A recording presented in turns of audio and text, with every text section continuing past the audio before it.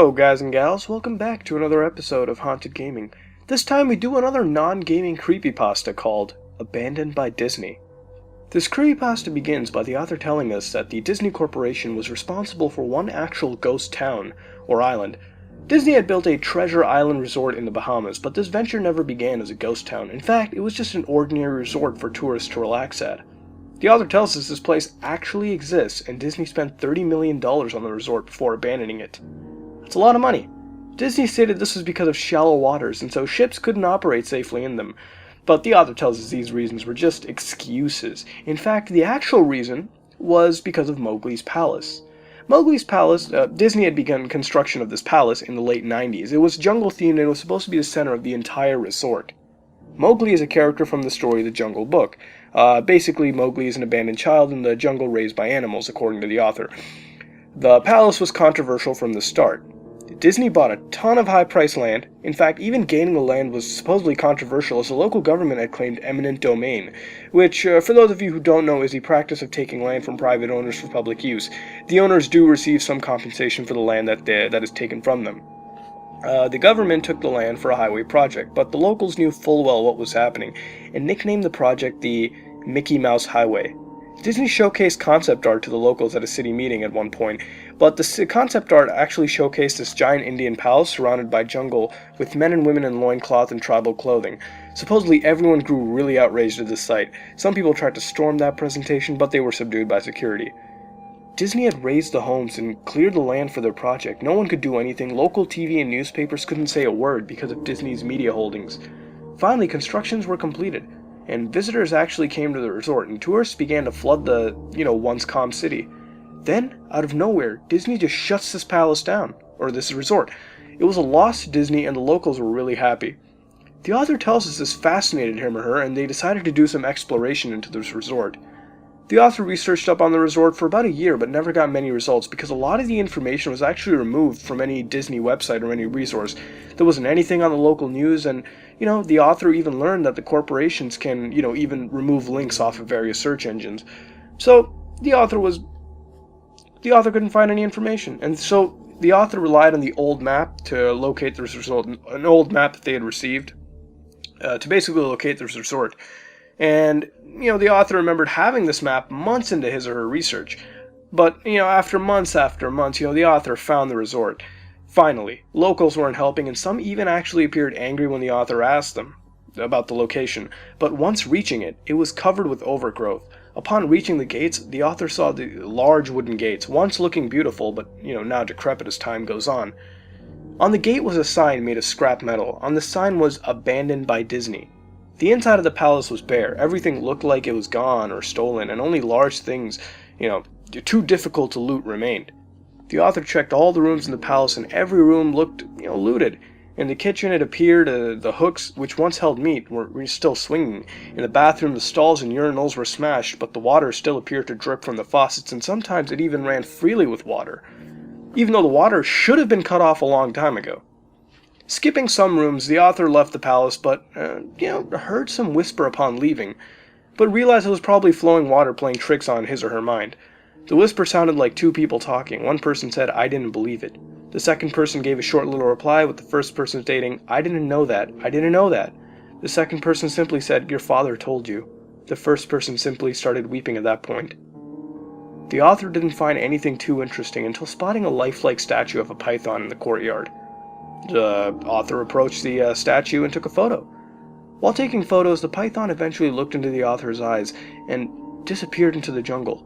All 80 feet of it. Okay.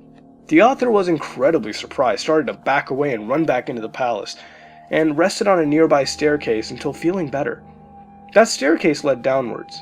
Using the camera flash as an improvised flashlight, the author reached the bottom and was faced with a metal mesh door, with a padlock and a sign that said, "Mascots only, thank you." This was the last place that would hold something of interest. The author busted the lock and started exploring inside. It was illuminated with fluorescent lighting. Nothing appeared to have been stolen. Everything was scattered around like everyone was evacuated, just suddenly gone. Eventually, the author reached this black and yellow striped door with the words "Character Prep 1" stenciled on it. The author tried to open this door but couldn't as it was blocked. starting to walk away, the door creaked open. The author went inside and it was completely dark. The author looked around the room with the camera flash for a light switch but couldn't. Suddenly a loud electrical buzz with a row of lights above flashing to life. The room had various costumes on the wall. There were loincloths and tribal clothing on the walls. One odd thing was in the room. There was a Mickey Mouse costume. It was lying on the ground, almost like it was a murder victim. The costume looked like a photo negative of the actual Mickey Mouse. The costumes were old and there were missing parts, and they even had mold growing on them. The author noticed a Donald Duck costume on the ground, and upon lifting the head portion, a human skull fell out of the head. Dropping the duck head, the author took a photo of the skull for the world to see. Then, the Mickey Mouse costume got up. Climbing to its feet, it was staring at the author, repeating the words "no" over and over again. The author, completely scared out of his or her mind, managed to point the camera at the mouse, but the camera only showing dead pixels where Mickey was supposed to be. Then the camera died, completely broken. The costume, in a perverted and hushed voice, stated, "Want to see my head come off?" The costume started to pull off its head. As it dug its fingers into its neck, blood was flying everywhere. Thick, chunky yellow blood.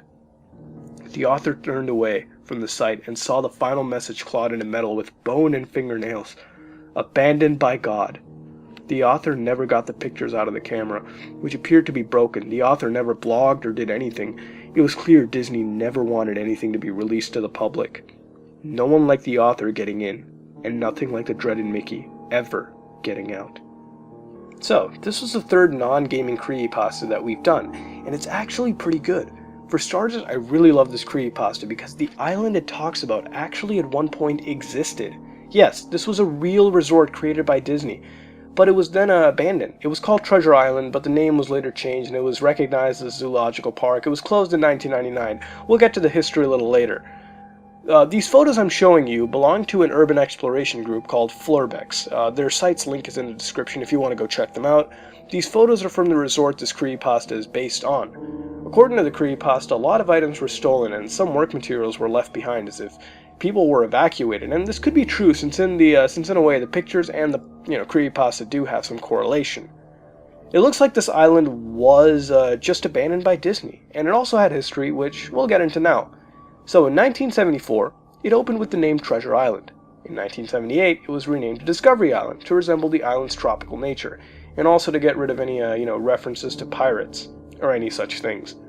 Disney was also focused on animal care. In 1981, it was accredited as an actual zoological park by the American Association of Zoological Parks and Aquariums. In fact, this park actually housed the last of the dusky seaside sparrow species before it became extinct in 1990. So, in 1988, allegations actually did rise against the mistreatment of vultures that Disney claimed were harming the animals they housed. And finally, on April 8th, 1999, it was completely abandoned, shut down. So that was a little bit of history, and honestly, it's pretty creepy now knowing that an island like this existed that has some negative history tied to it. And also that it was just abandoned by Disney, a major corporation. And honestly, I've never, heard of this place before, so most likely it was kept under wraps by Disney in the years after this park closed. So in that respect, this creepypasta has some sense of realism because none of us really have a clue about this location, and only a handful of people exist knowing about this location and knowing, the actuality in this location. And even the most skeptical can stop and wonder that maybe some of this might just be true. Not all, but maybe some. Who knows? But as realistic as this sounds, it crawls back into the unbelievability section because of many aspects, like, for example, the python. Seriously, an 80-foot statue crawls into grass and, just goes away. Seriously. I'd have died of shock at that point. And also, the ending does deserve some criticism as well. I mean, a deranged Mickey Mouse costume. Granted, it was kind of creepy and disturbing, but even after leaving, you never tell anybody, about this place once. You get back home safe and sound. I mean, really?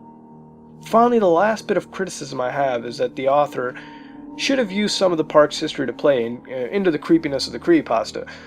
Use some of the history about the vultures or the extinction of the species or, the harboring of invasive flora and fauna into play, instead of just using an 80-foot python. as far as I can tell, there wasn't even a castle or palace. There's a more in-depth exploration of the site in the description below. You can check it. There's a link. It has an entire exploration in there, and yeah.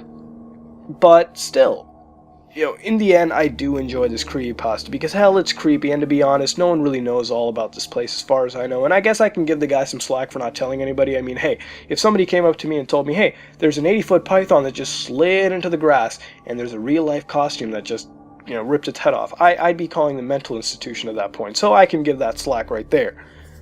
But, even though I do kind of think it's somewhat real, it's most likely fake. But hey, it's a creepypasta. It's supposed to be creepy, and it does its job well. What would you change to make it better, and what would you rate it? Please tell me in the comments below. This has been another episode of Haunted Gaming, and if you like what you saw, then like, comment, and subscribe. This is me, Mudahar, and I'm out. And yes, I know I said Haunted Gaming. You know what I mean. Creepypastas.